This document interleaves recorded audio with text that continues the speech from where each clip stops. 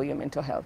That's really good advice. Rafe, what would you say are things that people should be cautious about when turning to social media platforms to get advice?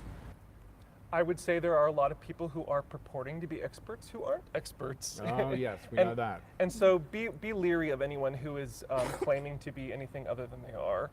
Like you said so eloquently, we are here to amplify, we're here to translate information. If we ever have questions, I think that's great too, because we're kind of a mirror for community. We have the questions that those watching us have. We have the lived experience, right? Exactly. Mm-hmm. Yeah. What about people who charge you for answers? Because there are people online, I find this shocking, that go, give me $20, I'll answer your question. And I'm like, but you're not a doctor or a medical professional. Truly, I mean, it's upsetting for me on a moral level, especially knowing that there are so many resources that are free and people and organizations who want to help for free. I think it's anyone who's charging money, that's off the table for me. That's not okay. It's almost like, you know, someone standing on the street waiting for tourists to say, here, I'll sell you this like map of the city It's the snake for 20 oil. bucks. It's the but snake oil. 100 feet down the road, they're handing out maps for free. Yeah. So yeah, there are so many resources, not just for information, but for testing, for treatment, that you can get it for free. Yeah. Catriona, you work with a bunch of these organizations. Yes.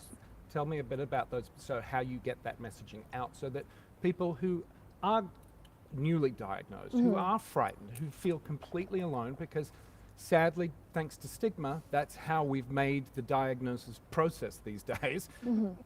How do the organizations you work with help? Or how do you get that information out to people?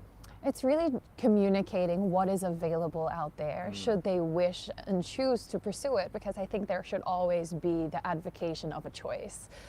We have an ongoing campaign in Philippines and also in Thailand, hashtag what works for you. And it's a status neutral approach that really presents the choices of HIV prevention, awareness and testing, and allowing the client or the person to choose what best route that they want to take for their sexual health. I think people can get overwhelmed by the presentation of a lot of information. I'm one of those people. Again, you start throwing numbers and grids and charts at me and I go, I can't deal with this right now. Which is understandable, Yeah. but what we try to do is create language that is more of an invitation, because of course there is an importance to all that information. None of it is able to be tossed out the window, because it serves its purpose and people should be informed to make the correct decisions for themselves.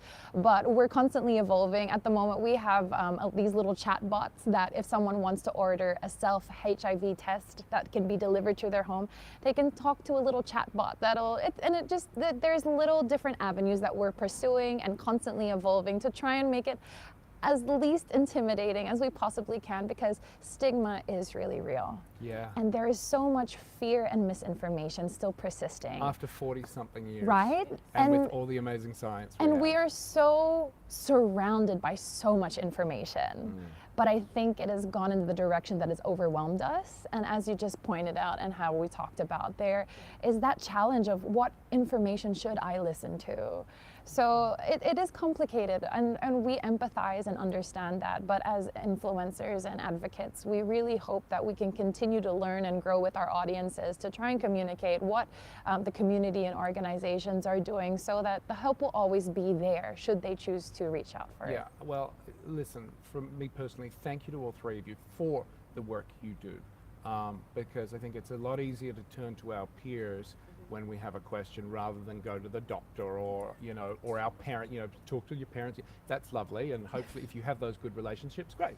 But your roles and what you each do, and the many influencers and activists here at AIDS 2024 play such an important role of putting people first. So Doreen, Rafe, Catriona, thank you so much for spending your morning with me. That is going to do it for us this morning.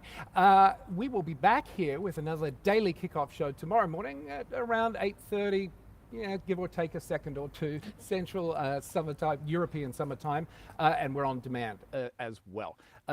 Also, if you're here at the conference, come by and say hello to us in the Plus Life studio here in the Global Village. And remember, you can like, follow, and share Plus Life Media. We are at Plus Life Media across all social platforms. And use the hashtag AIDS 2024 Plus Life. That's going to do it from us. We'll see you again tomorrow. Bye-bye.